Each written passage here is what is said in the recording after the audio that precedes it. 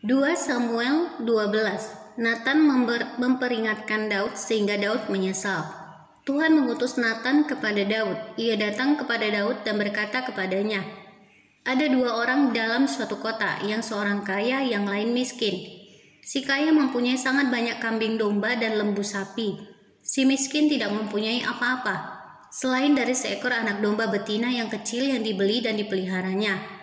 Anak domba itu menjadi besar padanya bersama-sama dengan anak-anaknya, makan dari suapnya dan minum dari pialanya dan tidur di pangkuannya, seperti seorang anak perempuan baginya. Pada suatu waktu orang kaya itu mendapat tamu, dan ia merasa sayang mengambil seekor dari kambing dombanya atau lembunya untuk memasaknya bagi pengembara yang datang kepadanya itu. Jadi ia mengambil anak domba betina kepunyaan si miskin itu dan memasaknya bagi orang yang datang kepadanya itu. Lalu Daud menjadi sangat marah karena orang itu, dan ia berkata kepada Nathan, "Demi Tuhan yang hidup, orang yang melakukan itu harus dihukum mati. Dan anak domba betina itu harus dibayar gantinya 4 kali lipat karena ia telah melakukan hal itu dan oleh karena ia tidak kenal belas kasihan."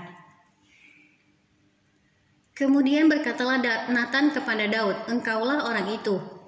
Beginilah firman Tuhan Allah Israel. Akulah yang mengurapi engkau menjadi raja atas Israel, dan akulah yang melepaskan engkau dari tangan Saul. Telah kuberikan isi rumah tuanmu kepadamu dan istri-istri tuanmu ke dalam pangkuanmu. Aku telah memberikan kepadamu kaum Israel dan Yehuda, dan seandainya itu belum cukup, tentu kutambah lagi ini dan itu kepadamu.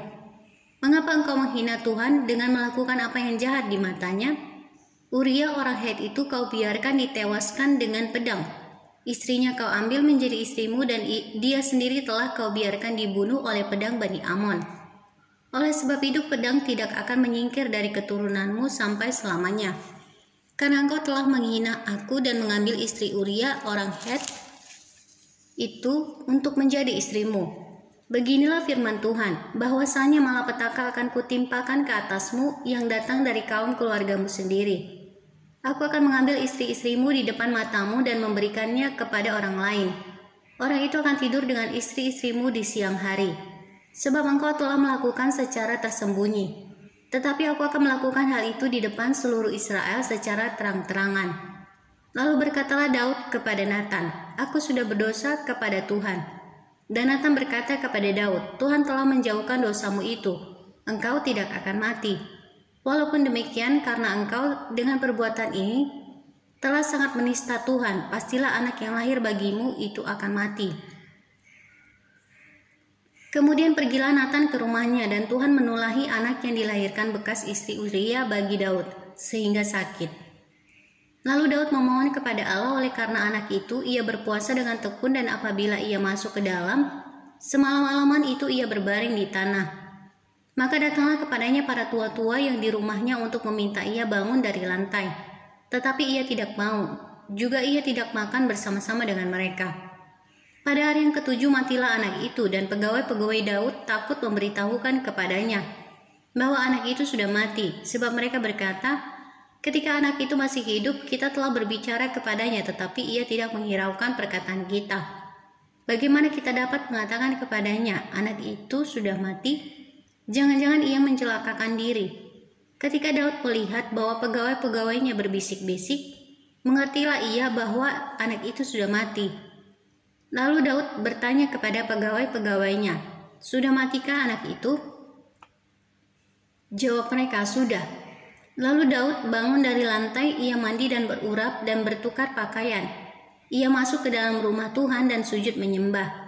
Sesudah itu pulanglah ia ke rumahnya, dan atas permintaannya dihidangkan kepadanya roti, lalu ia makan. Berkatalah pegawai-pegawainya kepadanya, "Apakah artinya hal yang kau perbuat ini? Oleh karena anak yang masih hidup itu engkau berpuasa dan menangis. Tetapi sesudah anak itu mati engkau bangun dan makan." Jawabnya, "Selagi anak itu hidup aku berpuasa dan menangis, karena pikirku, siapa tahu Tuhan mengasihani aku sehingga anak itu tetap hidup. Tetapi sekarang ia sudah mati, mengapa aku harus berpuasa? Dapatkah aku mengembalikannya lagi? Aku yang akan pergi kepadanya, tetapi ia tidak akan kembali kepadaku." Kemudian Daud menghibur hati Batsheba istrinya. Ia menghampiri perempuan itu dan tidur dengan dia. dan perempuan itu melahirkan seorang anak laki-laki. Lalu Daud memberi nama Salomo kepada anak itu.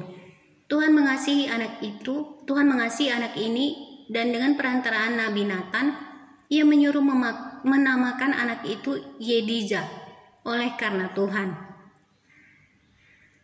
Perang melawan Bani Amon berakhir. Yoab berperang melawan Raba, kota Bani Amon, dan ia merebut kota kerajaan. Lalu Yoab menyuruh orang kepada Daud dengan pesan, "Aku berperang melawan kota Raba, dan telah merebut pula kota air. Oleh sebab itu kumpulkanlah sisa tentara, kepunglah kota itu dan rebutlah, supaya jangan aku yang merebut kota itu, dan jangan namaku menjadi juga nama kota itu." Sesudah itu Daud mengumpulkan seluruh tentara. Ia berangkat ke kota Raba dan berperang melawannya, lalu merebutnya.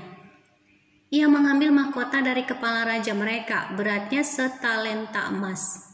Bertahtakan sebuah batu permata yang mahal, dan itu dikenakan pada kepala Daud. Juga diangkutnya banyak sekali jarahan dari kota itu. Penduduk kota itu diangkutnya dan dipaksanya bekerja dengan gergaji, penggerek besi dan kapak. Juga dipekerjakannya mereka di tempat pembuatan batu bata.